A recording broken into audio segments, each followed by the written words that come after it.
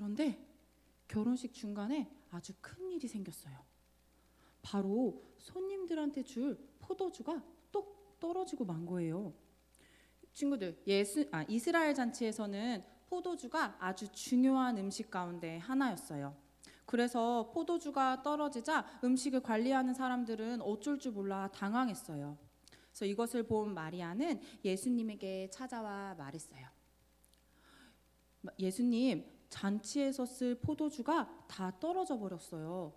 예수님께서 좀 도와주시겠어요? 라고 마리아가 이야기했어요. 마리아는 예수님께서 포도주의 문제를 해결해 줄 수 있을 거라고 믿었어요. 그래서 일하는 사람들에게 마리아가 이야기했어요. 저기 너희들은 저분이 시키는 대로 무엇이든지 말씀하면 그대로 행하기만 하면 된다라고 마리아가 일하는 사람에게 이야기했어요. 그랬더니 일하는 사람들이 네, 알겠습니다 하고 그 마리아의 말에 대답했어요. 그리고 예수님께서 일하는 사람들한테 가서 이야기하셨어요. 저 돌 항아리 6개에 물을 가득 채우거라. 예수님께서 일하는 사람들에게 이상한 일을 시키셨어요. 하지만 일하는 사람들은 예수님께서 말씀하신 대로 6개의 항아리에 물을 가득 채웠어요. 그리고 예수님께서 말씀하셨어요. 이제 저 6개의 항아리를 연회장에게 갖다 주거라. 일하는 사람들은 예수님의 말씀대로 연회장에게 그 물을 갖다 주었고, 그 물을 떠서 맛을 본 연회장은 포도주가 너무 맛있어서 놀라고 말았어요. 그리고 신랑을 불러서 이렇게 이야기했어요. 아니, 보통 사람들은 가장 맛있는 포도주는 처음에 내주는데, 그리고 사람이 좀 취하면 나중에 맛없는 포도주를 가져다 주기 마련인데, 아니 자네는 마지막까지 끝까지 좋은 포도주를 남겼군요. 사람들은 즐겁게 잔치를 마무리할 수 있었어요. 친구들, 예수님께서 항아리를 무엇으로 채우라고 했어요? 포도주였어요? 물이었어요? 맞아요, 물이었어요. 근데 사람들이 그 잔치에서 떨어진 거는 뭐였죠? 포도주였어요. 어떻게 된 거예요 도대체? 분명히 항아리에 예수님께서 물을 채우라고 했는데 마지막에 나온 거는 포도주였어요. 어떻게 된 거예요? 무슨 일이지? 이것이 바로 예수님께서 가장 첫 번째 행하신 기적, 물을 포도주로 바꾸는 기적에 대한 이야기였어요. 예수님은요, 물을 포도주로 변화시킬 수 있는 능력을 가지신 분이에요. 목사님께서 이 예수님에 대해서 우리 친구들과 함께 더 이야기해 볼 거니까 우리 친구들 끝까지 귀 쫑긋 듣고 이따가 소그룹 시간에 전도사님이랑 나눠봐요.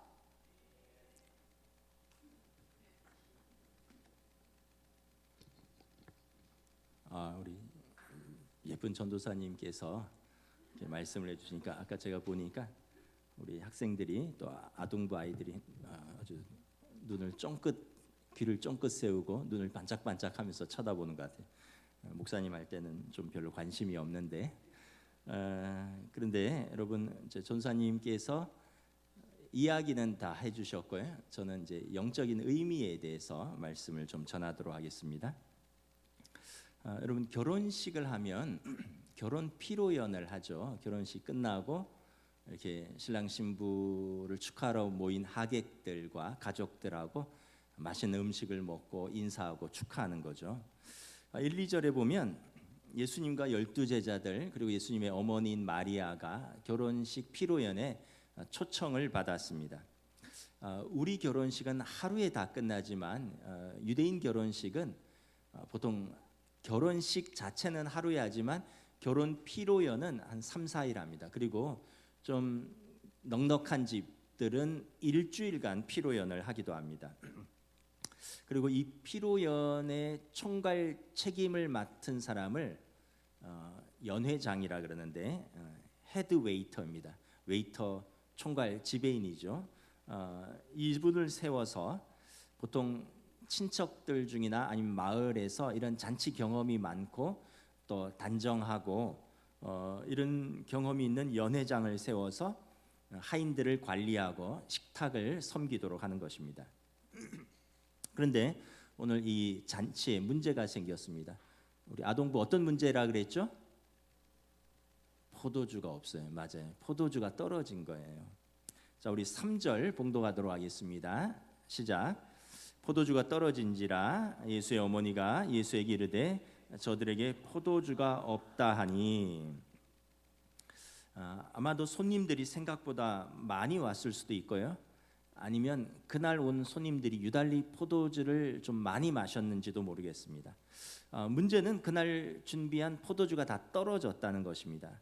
여러분, 잔치집에서 음식이 떨어진 거예요. 특별히 그 유대 사회는 물이 석회질이 많기 때문에 포도주를 음료수처럼 마셨는데 음료수가 떨어진 겁니다.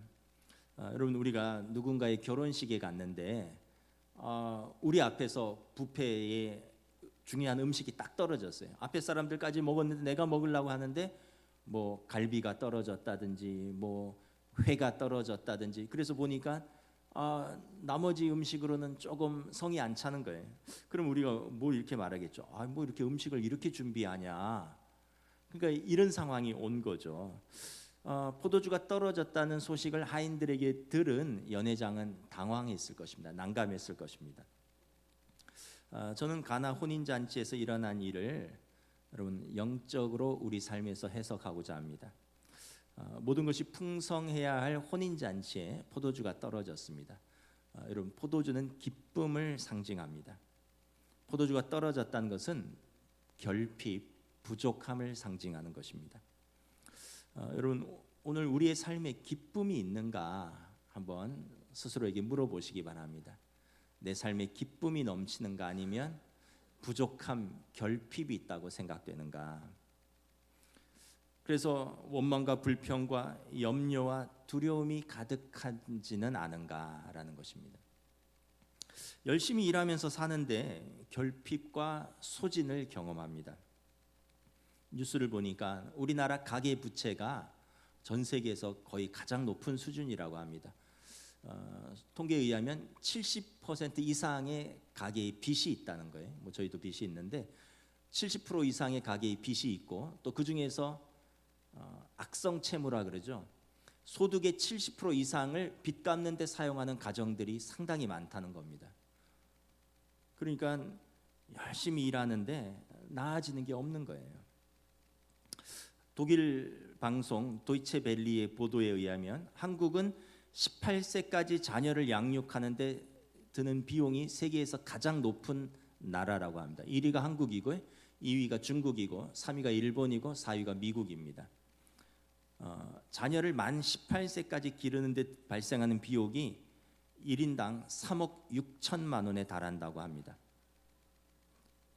압도적으로 다른 나라에 비해서 많이 든다는 거예요.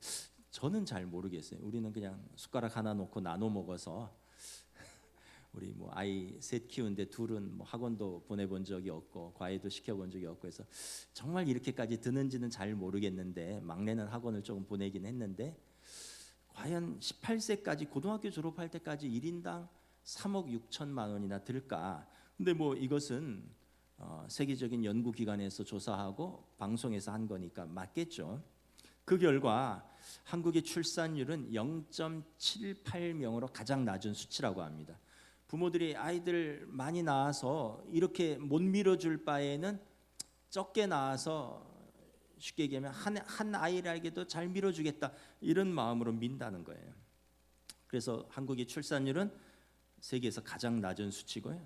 한국에서 자녀 양육비는 세계에서 가장 높은 수준이고요. 그래서 한국의 가계 부채 비용은 세계에서 가장 높은 나라 중에 하나라는 거예요. 그 짐을 부모들이 다 떠안고 있는 겁니다.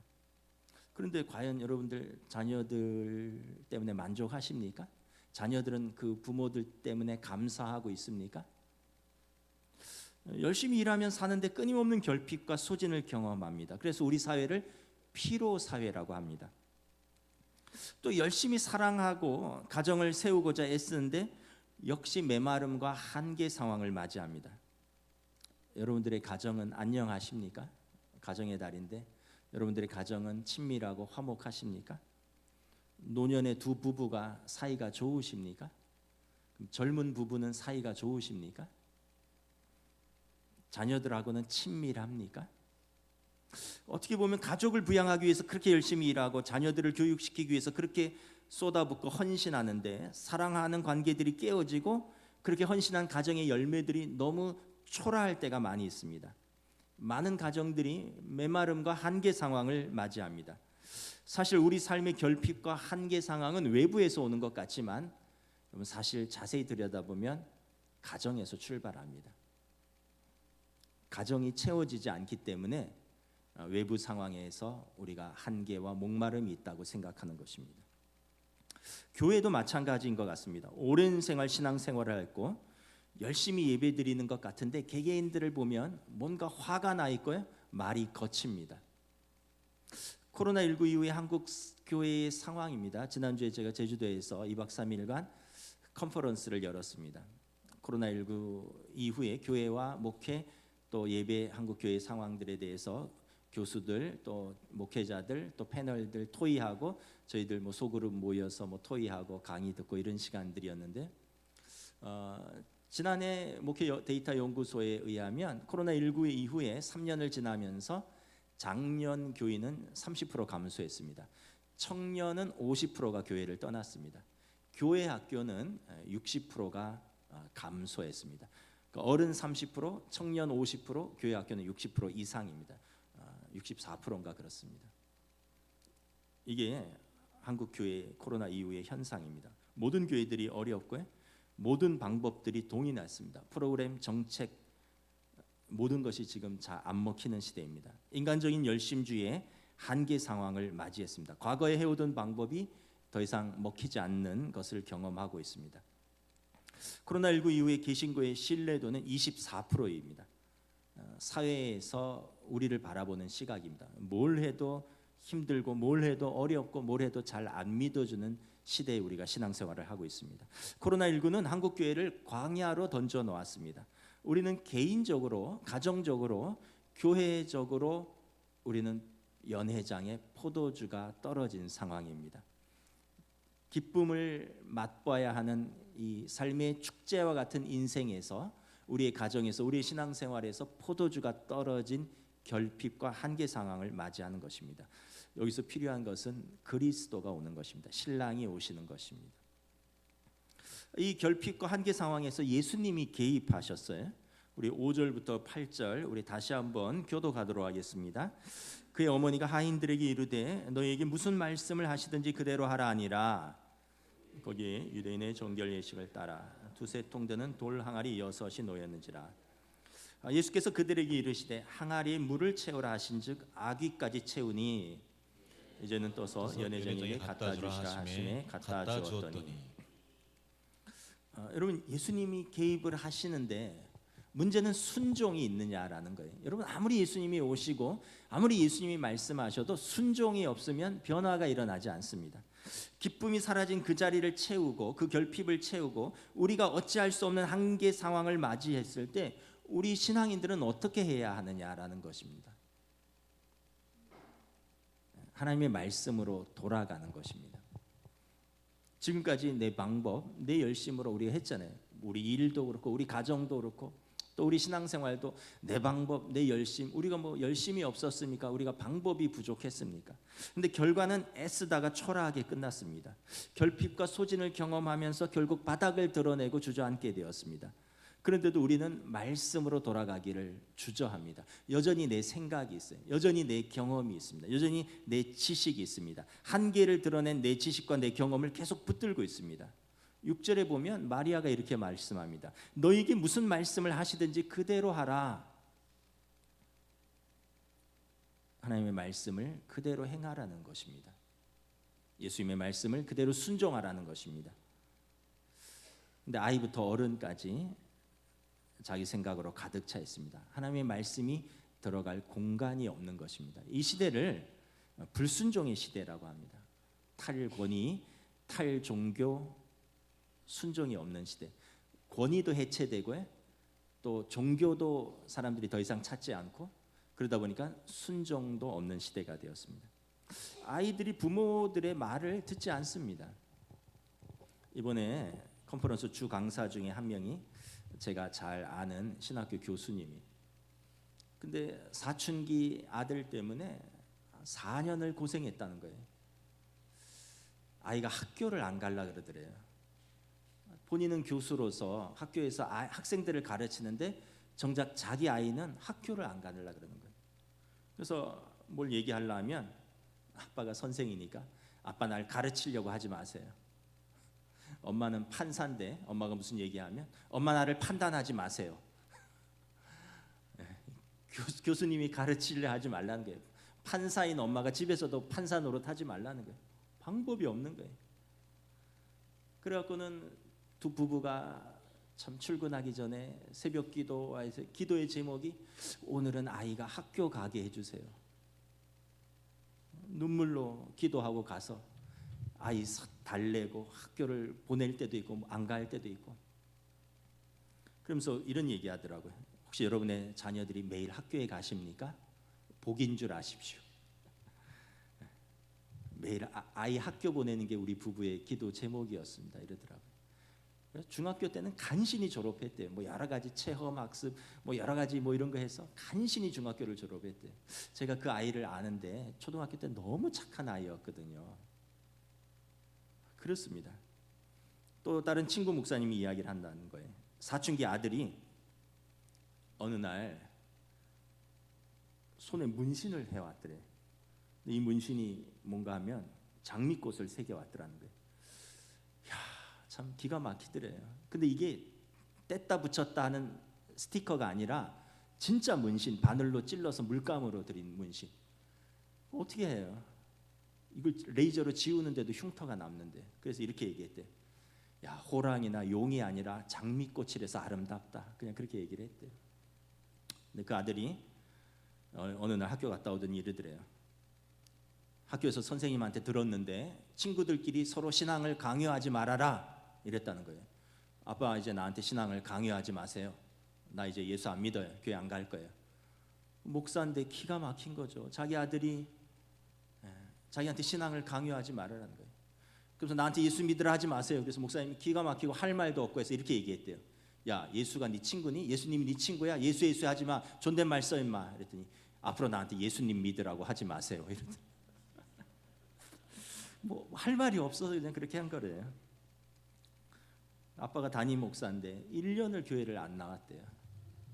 주일날 되면 사라지는 거예요. 놀러 가기도 하고 나중에 보니까 뭐 친구 교회 갔기도 따라가기도 하고 뭐 나중에는 돌아왔는데 1년을 방황했어요.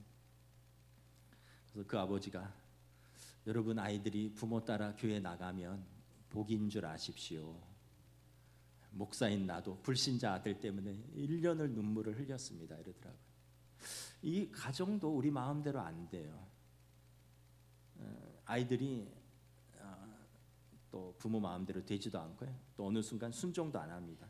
포스트 모던 시대의 특징이기도 하고 이 시대의 특징이기도 합니다. 권위에 순종하지 않습니다. 자녀들이 부모의 권위에 순종하지 않습니다. 학생들이 선생님의 권위에 순종하지 않습니다. 젊은 세대들이 어른 세대들의 권위에 순종하지 않습니다.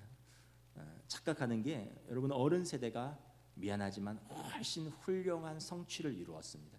근데 젊은 세대들이 어른 세대를 존경하지 않습니다.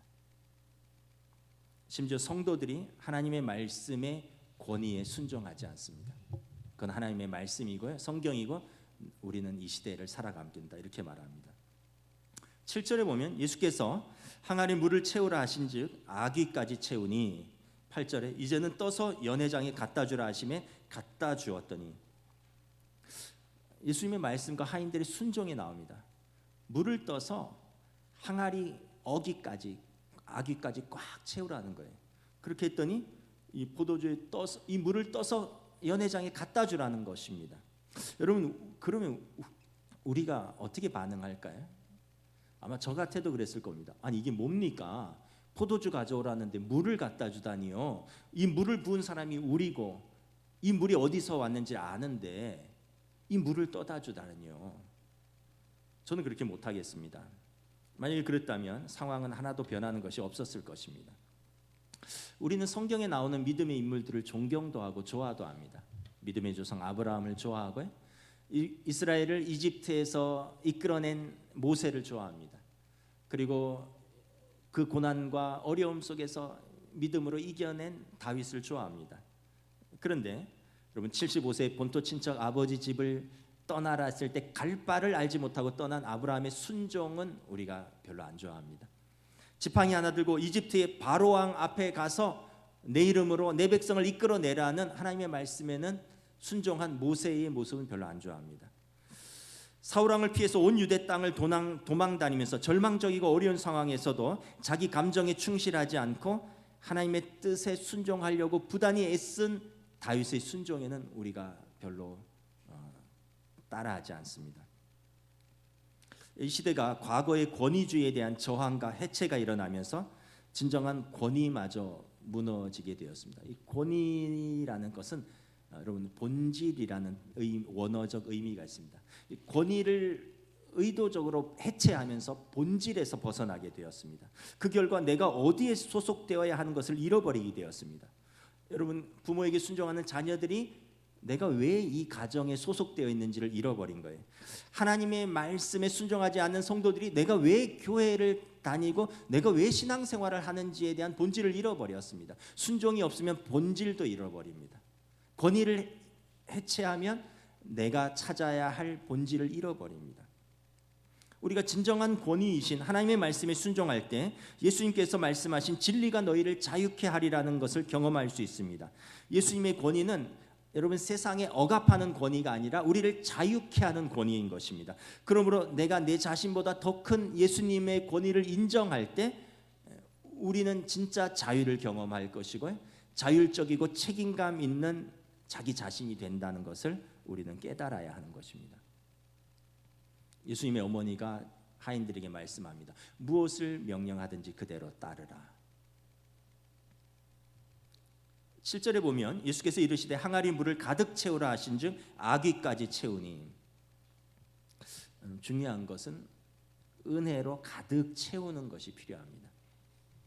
여러분 우리 중에 열심히 사는 사람 있습니까? 아침부터 저녁까지 열심히 일 안 하는 분 있어요? 열심히 공부 안 하는 학생이 있습니까? 물론 노력은 하지만 능력이 안 되는 그런 부분들은 있지만 어쨌든 여러분 나름대로 열심히 하잖아요. 근데 나름대로 열심히 하는데 너무 결과가 초라할 때가 많이 있습니다. 나는 열심히 일한다고 하는데 결핍과 소진을 경험하면서 바닥을 드러내며 주저앉게 됩니다. 여러분 예수님께서 경계하신 율법주의, 바리새인들의 율법주의가 무엇입니까? 자기 열심으로 자기 만족을 추구하고 자기 열심으로 자기 의의를 세우는 것입니다. 예수님께서 그러한 열심으로 신앙생활을 하지 말라는 거예요. 하나님의 은혜를 채우라는 것입니다. 내가 열심히 하는 것, 이 율법주의예요. 그래서 자기 만족, 자기 의의를 추구하는 것입니다. 찬양을 해도 찬양을 통해서 자기가 만족해야 됩니다. 그렇지 않은 찬양은 뭐 그런 찬양을 하느냐는 거예요. 말씀을 들어도 내 성향에 맞는 말씀을 들어야 속이 시원합니다. 이제는 인터넷에 말씀이 널려 있어요. 전 세계적인 유명한 설교자들의 말씀을 다 들을 수 있습니다.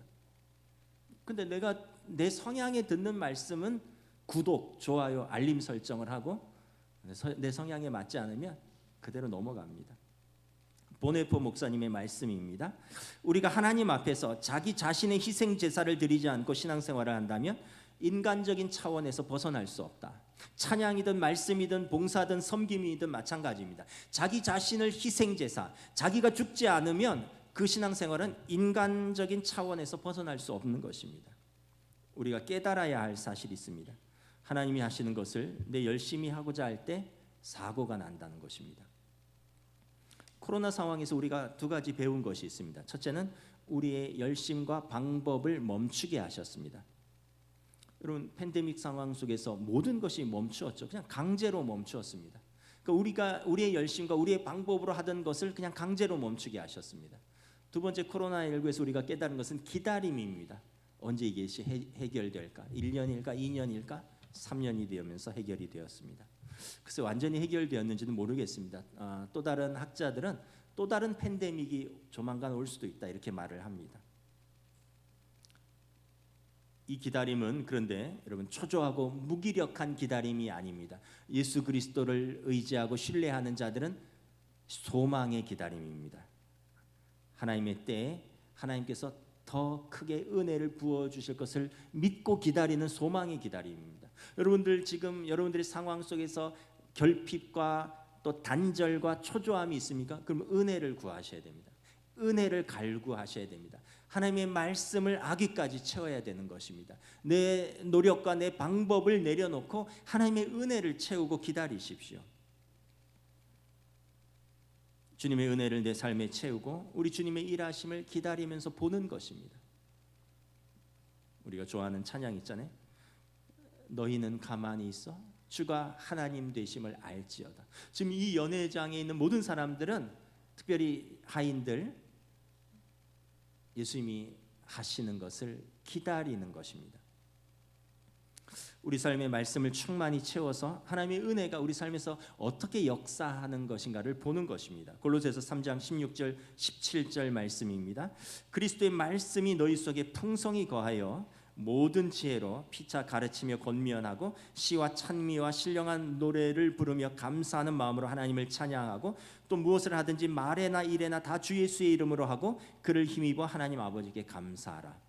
먼저 그리스도의 말씀이 너희 안에 풍성히 거해야 하는 것입니다. 여러분, 우리 삶에 감사만 충만한 사람은 없어요. 우리 삶에 스트레스만 충만한 사람은 없습니다. 스트레스 50%고요. 그리고 기쁨이 50%입니다.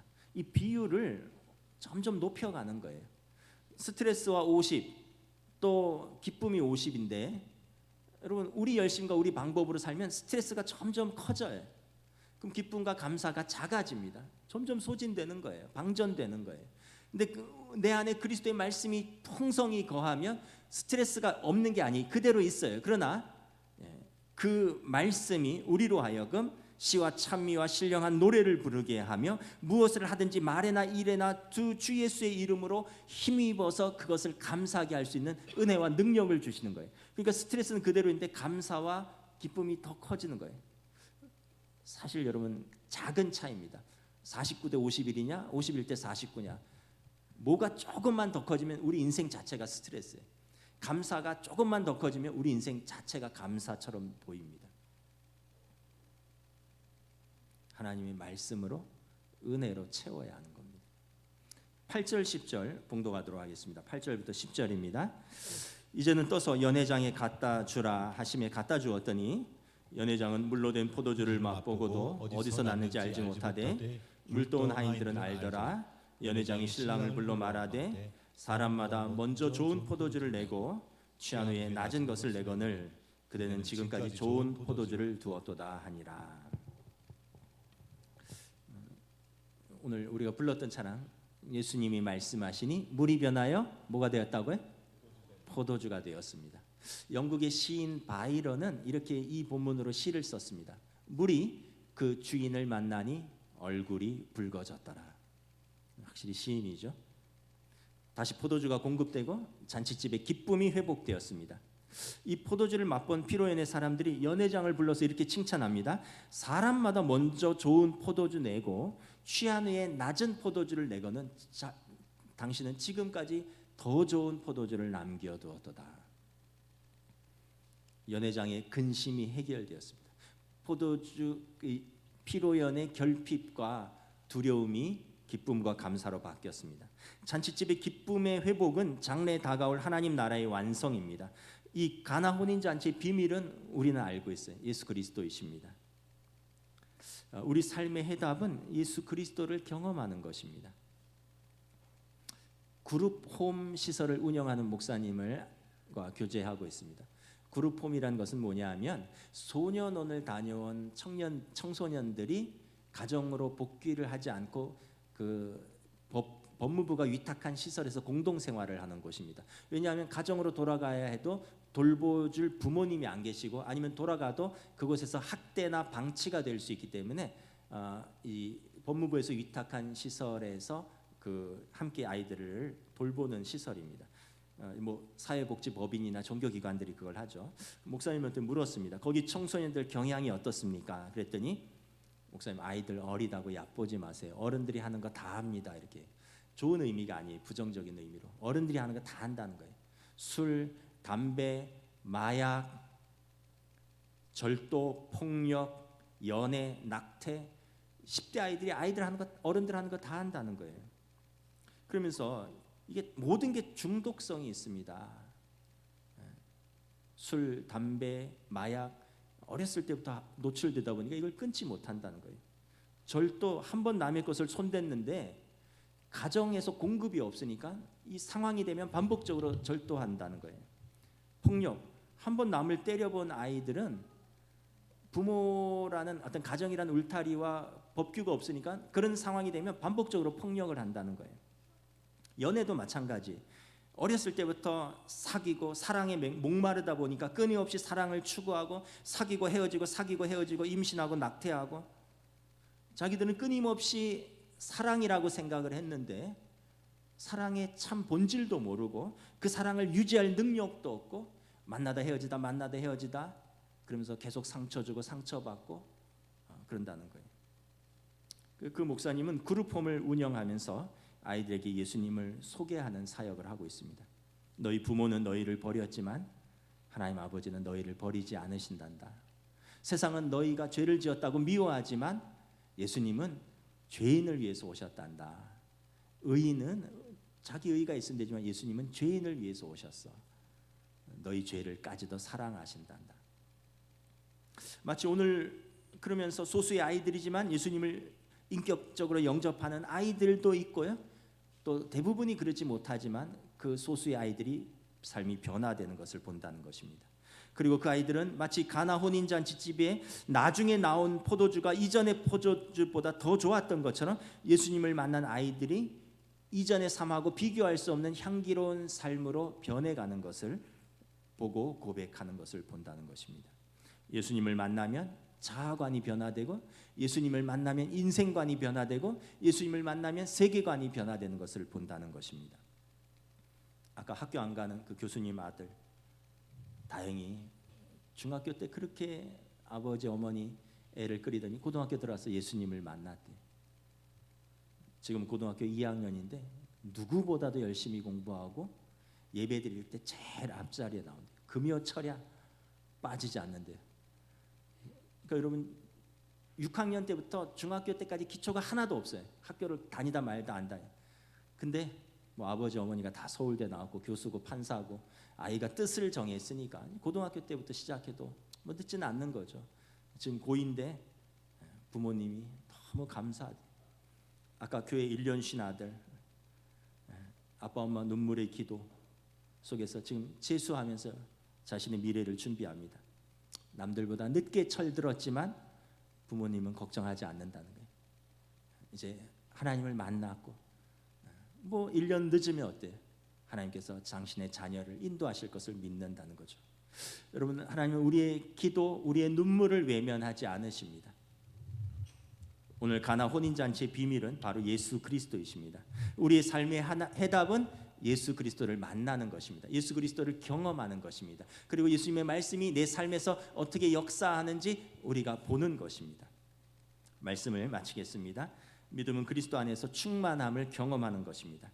신앙생활은 강박과 초조함 속에서 쫓기듯이 하루하루를 사는 여기에서 벗어나서 우리에게 매일 베풀어 주시는 하나님의 은혜의 시간들을 여러분 날마다 경탄하면서 맞이하는 것입니다. 결국은 우리의 시각이에요. 우리의 가치관이에요. 여러분, 예수님을 영접하고 예수님의 말씀이 우리 안에 풍성히 거하면 감사할 조건들이 넘치고 인생에서 경탄할 이유들이 넘쳐나는 것입니다. 우리에게 선물로 주신 인생, 그 잔치집을 누리는 것입니다. 그 비밀은 여러분 예수님을 만나는 것입니다. 예수님께 순종하는 것입니다. 찬양하시겠습니다.